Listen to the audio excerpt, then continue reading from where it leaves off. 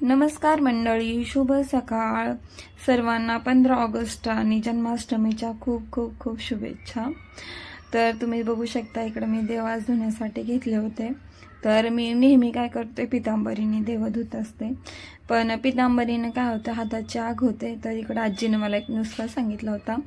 तर मी इकडे आंबट झालेलं दही आणि लिंबू घेतलं होतं. सगळ्यात अगोदर तर मी देवावर असं दही टाकून घेतलं आणि त्याच्यानंतर लिंबाने असं घासायला घेतलं. तर पितांबरीने सुद्धा स्वच्छ निघतात, पण तुम्ही बघू शकता लिंबू आणि दह्याने सुद्धा एकदम स्वच्छ झाले होते देव. तर मी देव वगैरे धुवून घेतले, तांब्या वगैरे घासून घेतला आणि इकडे देवपूजा करायला घेतली. तर जन्माष्टमी, दुपारून जन्माष्टमीचा कार्यक्रम तर असेलच, पण सकाळून देवपूजा वगैरे करून घेतली. तर तुम्ही बघू शकता मस्त असे देव स्वच्छ निघले होते. तर तुमच्याकडे पितांबरी वगैरे. सकाळचे सगळे कामावरून झाल्यानंतर मी इकडं पाळणा बनवायला घेतला होता. आता मार्केटला गेल्यानंतर खूप सारे पाळणे विकायला आले होते, पण मी दरवर्षीप्रमाणे घरीच बनवायचं ठरवलं होतं.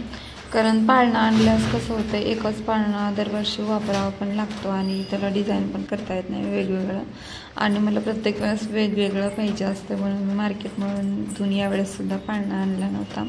आणि तुम्ही बघू शकता इकडं माझ्या डोक्यात अशी आयडिया आली की कसा पाळणा करू. तर मी इकडं माझ्या गॅलरीतल्या कुंड्या उचलून आणल्या होत्या आणि एक काडी अशी खालून जाऊन आणली होती आणि त्याला असं बांधून घेतलं. तुम्ही बघू शकता. तर कसं असतंय ना, आपण विकत आणलेल्या आणि आपण स्वतः बनवलेल्या दोन्ही गोष्टीमध्ये खूप फरक आहे. आपण जेव्हा हाताने बनवताना त्याचे काहीशी वेगळीच खुशी असते. तर असंच काहीच माझं पण असतंय, मला नेहमी हाताने बनवायला खूप आवडतं.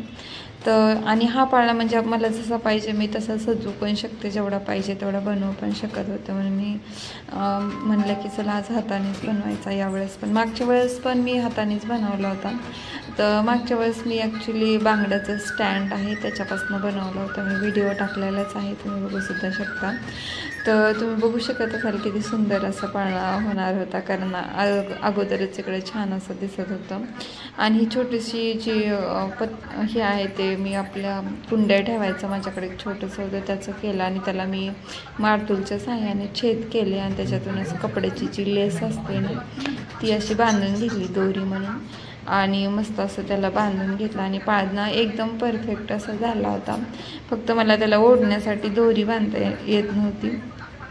तर त्याच्यासाठी सुद्धा मी एक आयडिया केली होती की इकडं कृष्णाच्या खाली जो कपडा टाकला होता त्याला मी धागा बांधला होता आणि तो झोका देण्यासाठी मी बनवला होता. तर तुम्ही बघू शकता किती सुंदर असा पाळणा झाला होता.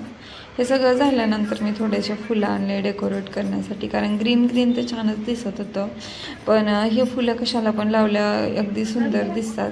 मी हे खूप सारे आणून ठेवले, माझ्या प्रत्येक डेकोरेशनमध्ये हे फुलं असतात, तुम्ही बघतच असाल. आणि तुम्ही बघू शकता किती सुंदर असा पाळणा झाला होता. सगळं झाल्यानंतर मी अजून काही गॅलरीतल्या छोट्या कुंड्या होत्या त्यासुद्धा इथं आणून मांडल्या आणि अगदी असं एकदम नॅचरल सारखं लुक दिसत होतं. तुम्ही बघू शकता किती सुंदर पाळणा दिसत होता.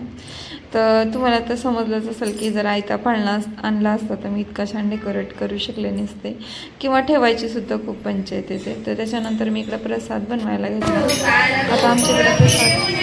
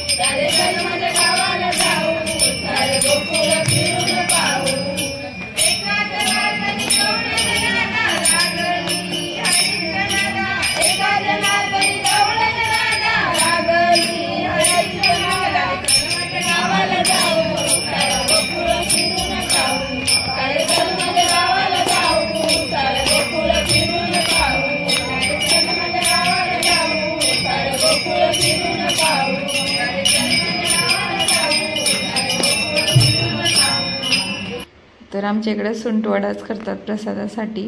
आणि खालीसुद्धा कार्यक्रम होता बिल्डिंगच्या खाली. तर मी आपलं घरचं आवरल्यानंतर 11 वाजेच्या नंतर खाली गेले. तर खालीसुद्धा कृष्णाचं स्नान वगैरे सगळं केलं, पाळणासुद्धा केला होता खाली गेल्यानंतर. आणि सगळं आवरून झाल्यानंतर पाळणा वगैरे केला आणि नंतर मी घरी आले. तर तुम्हाला हा माझा व्हिडिओ पाळणा आणि सगळा ब्लॉग कसा वाटला नक्की सांगा. आणि मी गायलेली गवळणसुद्धा कशी वाटते सांगा. कसंही नेहमी गवळण म्हणण्यासाठी की आपल्याला चान्स भेटत नसतो, तर आज भेटला होता तर मी इकडे बोलले होते. आणि खालून आल्यानंतर मी माझ्या कृष्णाची वरी आल्यानंतर परत पूजासुद्धा केली, कारण खाली मला बराच वेळ झाला होता, 12:30 वाजले होते. आणि सगळ्यांसोबत जन्माष्टमी खाली सेलिब्रेट केल्यानंतर मी वरती आल्यास माझ्यासुद्धा कृष्णाची केली. आणि तुम्ही बघू शकता किती सुंदर असा कृष्ण दिसत होता आणि पाळणासुद्धा. तर मंडळी नेहमी असं चान्स भेटत नाही. आता शाळेत असताना मी नेहमी अभंग गवळणी बोलायची, पण आज मला पहिल्यांदा चान्स भेटला होता आणि मी लाजत काजत नाही, तर मी आज मन मोकळेपणाने गवळण गायली होती. तर मला नक्की सांगा. आणि मी 2-4 गवळणी गायल्या होत्या पण व्हिडिओ नाही काढले.